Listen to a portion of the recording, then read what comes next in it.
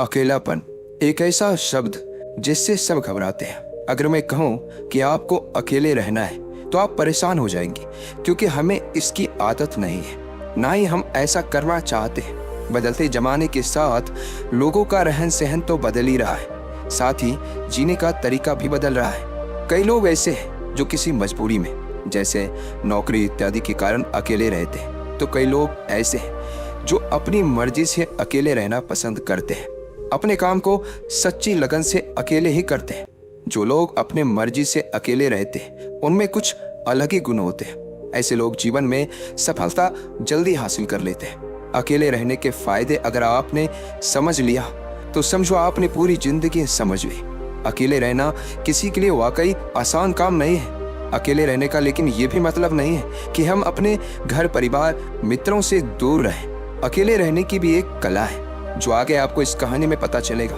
अकेले रहने का यहाँ मतलब है एकांत में रहकर अपने काम को, अपने सम्मान को, अपनी प्रतिष्ठा को, अपने अंदर झांकने की कला को, अपने उज्जवल भविष्य को आप कैसे आगे बढ़ा सकते हैं उसके बारे में जानना। हम अकेले रहने के उन 7 अमूल्य गुणों के बारे में भी जानेंगे इस कहानी के माध्यम से। एक व्यक्ति एक गुरु के पास आया और बोला, गुरुदेव, मेरे दुख का कारण क्या है? गुरु बहुत ही बड़े आत्मज्ञानी व्यक्ति थे। गुरु ने कहा, अपने आप को चीजों से चिपका लेना, चीजों को पकड़ लेना और उन चीजों के प्रति आसक्त होकर उसके पीछे भागना ही तुम्हारे दुख का कारण है। उस व्यक्ति ने गुरु को धन्यवाद किया और कहा, गुरुदेव, आपने तो मेरी समस्या का समाधान कर दिया। मैं इतने दिनों से अपनी समस्या का समाधान चाहता था।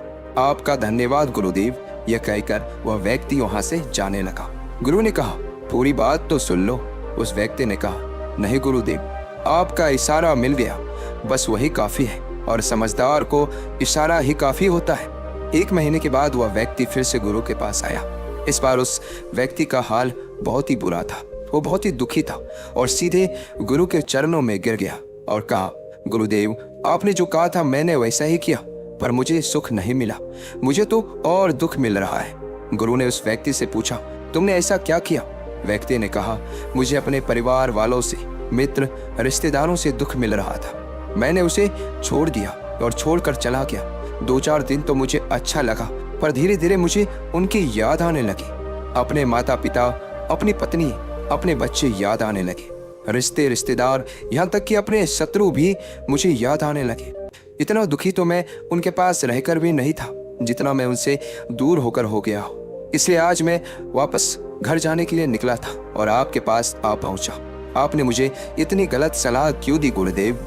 गुरु मुस्कुराए और गुरु ने कहा, तुम परिवार को छोड़कर भागे, मित्रों, रिश्तेदारों, यहाँ तक कि शत्रुओं को भी छोड़कर भागे, पर यह तुम्हारी गलत फहमी थी कि तुम छोड़कर भाग रहे हो। वास्तव में तो तुम उन्हें लेकर भाग रहे थे। व्यक्ति ने कहा, पर गुरुदेव, मैं तो किसी को अपने साथ नहीं लाया। गुरु ने कहा, जो चीज हमें दुख देती है वह कहीं बाहर नहीं होती, यहाँ तक कि जो हमें सुख देती है वह भी बाहर नहीं होती। यह सब परिवार वाले, रिश्तेदार, मित्र, शत्रु, ये सब कहाँ बसते हैं? यह सब हमारे मन में बसते हैं। और जब तुम भागे तो तुम अपने मन को साथ लेकर भागे, और तुम्हारे मन में यह सब तुम्हारे साथ भाग रहे थे, तो तुम इनसे कहीं दूर गए ही नहीं। जब जो चीजें मन में बसी हो और वह आसपास हो, वह हमें बहुत लगता है, पर वह बहुत कम होता है। और जब हम इन चीजों से दूर हो जाते हैं, यानी छोड़कर भाग जाते हैं, तब मन उन चीजों को पाने के लिए फिर से प्रयास करने लगता है, और तब यह चीजें बहुत ज्यादा दुख देती है, जैसा तुम्हें हो रहा है। व्यक्ति ने कहा, तो गुरुदेव, मैं क्या करूं? चीजों के साथ रहो तो दुख, चीजों को छोड़कर जाओ तो दुख। क्या मैंने सिर्फ दुख उठाने के लिए ही जन्म लिया है? गुरु जोर से हंसे और कहा, यह बात बिल्कुल सत्य है। यहाँ सब सिर्फ दुख उठाने के लिए जन्म लेते हैं, पर यह भी सत्य है कि इन दुखों के पार सुख है, और उन सुख के पार दुख है, फिर सुख और फिर दुख है। जिन चीजों में हमें सुख नजर आता है वह दुख देते हैं, और जिनमें दुख नजर आता है वही सुख का कारण बन जाते हैं। उस व्यक्ति ने कहा, गुरुदेव, क्या इस सुख दुख के मायाजाल से बाहर निकलने का कोई रास्ता नहीं है? गुरु ने कहा, रास्ता तो है, मगर तुम इसी दुनिया में रहना चाहते हो, इन सब के साथ रहना चाहते हो, तो तुम्हें एक काम करना होगा। तुम ऐसे ही रहो जैसे कि तुम इस दुनिया में अकेले हो। सबके साथ रहो पर अकेले रहो। व्यक्ति ने कहा, पर गुरुदेव, ये कैसे हो सकता है? गुरु उस व्यक्ति को एक जगह पर ले गए जहाँ एक मेला लगा हुआ था। वहाँ बहुत भीड़ थी। गुरु ने कहा, देखो अपने आसपास, यह किसी को जानते हो क्या? व्यक्ति ने कहा, नहीं, यहाँ तो कोई भी मेरी जान पहचान का नहीं है। गुरु ने कहा, क्या तुम यहाँ अकेले हो? व्यक्ति बोला, हाँ गुरुदेव, बिल्कुल अकेला हूँ। गुरु ने कहा, नहीं, तुम्हारे मन में कुछ चल रहा है, तुम अकेले नहीं हो। व्यक्ति ने कहा, हाँ, मैं जल्द से जल्द अपने घर जाना चाहता हूँ, अपने पत्नी से, अपने बच्चों से, अपने माता पिता से मिलना चाहता हूँ, अपने मित्रों से मिलना चाहता हूँ, वही मेरे मन में चल रहा है। गुरु ने कहा, अब यह सब भूलकर आंखें बंद कर लो और अपना ध्यान यहाँ होने वाली आवाजों पर लगा दो। व्यक्ति ने ऐसा ही किया और जैसे ही उसने अपनी आंखें बंद की और सारा ध्यान वहाँ हो रही आवाजों पर लगा दिया, उसे एक अकेलापन, एकांत महसूस हुआ। उसे लगा कि वह इतनी बड़ी भीड़ में भी अकेला है। सभी आवाजों के ऊपर ध्यान लगाने के कारण किसी आवाज का कोई महत्व नहीं था, बस आवाजें थी और वह था। उसने अपनी आंखें खोली और कहा, गुरुदेव, यहाँ तो मैं बिल्कुल अकेला हूँ, सब है पर कुछ नहीं है। गुरु ने कहा, बस इसी तरह अकेले होना है। तुम रहो सबके साथ, भीतर से, लेकिन अकेले रहो। साथ में सब हो पर मन में कोई ना हो।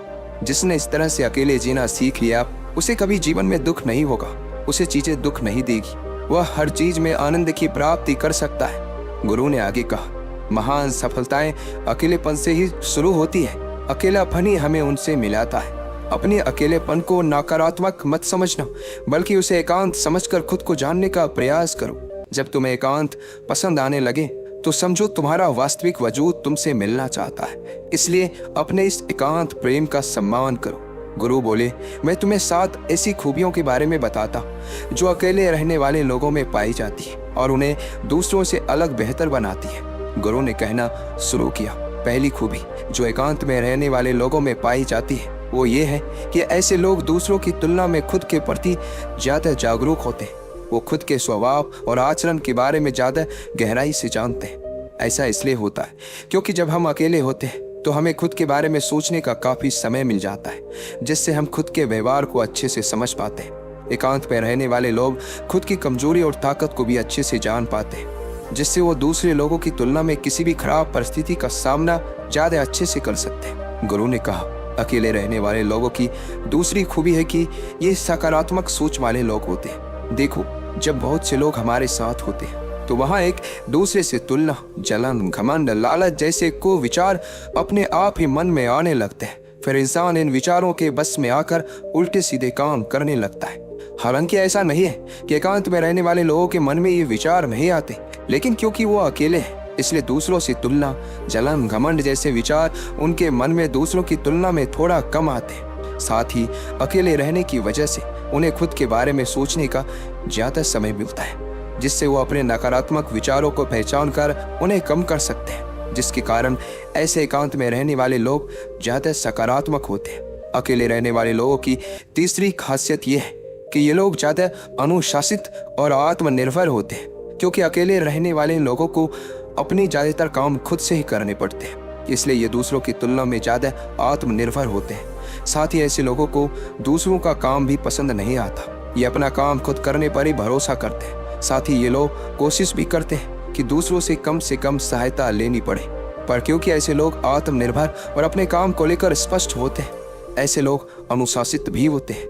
ये लोग अपने समय की कद्र करते हैं और दूसरों का भी समय बर्बाद नहीं करते। अकेले होने की वजह से ऐसे लोग एक निश्चित दिनचर्या का पालन भी करते हैं, जिससे ये लोग ज्यादा व्यवस्थित होते हैं और ये भी इनके अनुशासित होने का एक कारण है।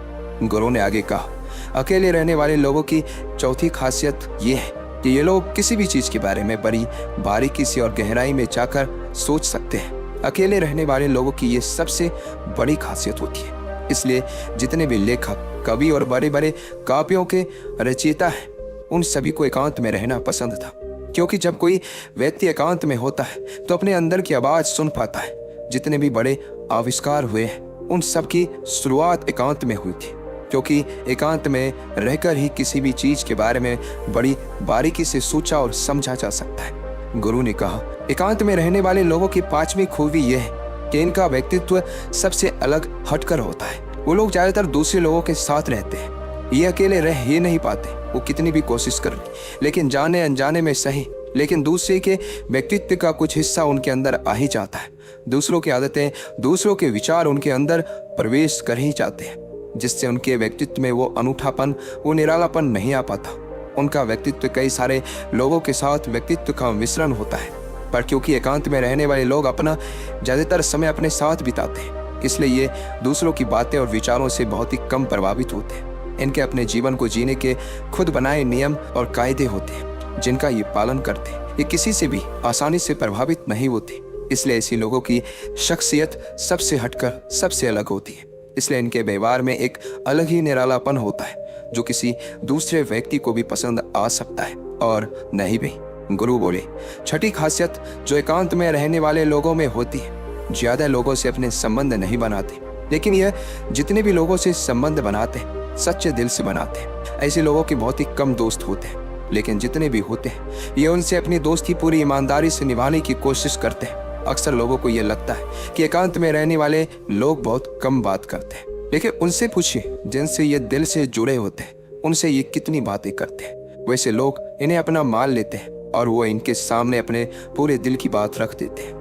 अकेले रहने वाले लोग बहुत ही कम लोगों के साथ संबंध रखते हैं, लेकिन जरूरत पड़ने पर वो अपनी तरफ से पूरी मदद करने के लिए तैयार रहते हैं। इसलिए इनके रिश्ते कम लोगों से तो होते हैं, लेकिन जिनके साथ भी होते हैं बहुत मजबूत होते हैं। अगली खासियत, अकेले रहने वाले लोग मानसिक तौर पर और भावनात्मक रूप से मजबूत होते हैं, क्योंकि उन्हें पता होता है कि अगर कोई समस्या उनके ऊपर आती है तो उन्हें अकेले ही उन समस्या से निपटना पड़ेगा। ऐसा बार बार करने से उनके अंदर खुद के प्रति आत्मविश्वास बढ़ जाता है, और आत्मविश्वास एवं आत्मसम्मान के बनने से वो मानसिक और भावनात्मक तौर पर और मजबूत होते चले जाते हैं, और ये मान लेते हैं कि कोई भी ऐसी समस्या नहीं है जिससे वो अपनी दृढ़ इच्छा शक्ति के दम पर हरा ना सके, और यही एक सोच उन्हें दूसरों से अलग बनाती है। इतना कहने के बाद गुरु चुप हो गए। उस व्यक्ति ने कहा, गुरुदेव आपकी सारी बात तो ठीक है, लेकिन ये कब कहा जा सकता है कि अकेलापन एक वरदान है? ये सुनकर गुरु ने कहा, अकेलापन हमेशा से ही एक वरदान रहा है, अगर हम उस समस्या को पूरी सकारात्मकता के साथ उपयोग कर पाए तो। क्योंकि जब हम दुनिया के लोगों के साथ होते हैं तब हम भीड़ का हिस्सा होते हैं, लेकिन जब हम अकेले होते हैं तब हम खुद के साथ होते हैं। जब हम खुद के साथ होते हैं तभी हम अपने समय का सदुपयोग, खुद का आकलन, खुद के शौक, सभी बातों पर अच्छे से ध्यान दे सकते हैं, अपनी कमजोरियों पर भी काबू पा सकते हैं, और ऐसा कह सकते हैं कि सच में अच्छाई की राह और इंसानियत की मंजिल भी पा सकते हैं। उस व्यक्ति को गुरु की बात समझ आई और वह गुरु को धन्यवाद कहकर चला गया। जिन चीजों को हम पाना चाहते हैं वो तब तक हमें दुख देती है जब तक कि हम उसे पा ना लें। जब हम उसे पा लेते हैं तब वह फिर से हमें दुख देती है कि वह कहीं हमसे छूट ना जाए, और जब वह हमसे छूट जाती है तो फिर से हमें दुख देती है। उसके जाने का दुख तो बहुत गहरा होता है। जीवन भर हम एक चीज को पकड़ते हैं, फिर दूसरी चीज को पकड़ते हैं, तीसरी चीज को पकड़ते हैं, और पीछे की चीजों को विदा करते रहते हैं। इसी तरह हम सुख पकड़ते हुए दुख को पकड़ते चलते हैं। पर जिस व्यक्ति ने अकेले रहना सीख लिया, वह परिवार में, समाज में सब कुछ करते हुए आनंद की प्राप्ति करते हैं। सारे कार्यों को पूरा करते हुए सुख से जीता है, आनंद से जीता है।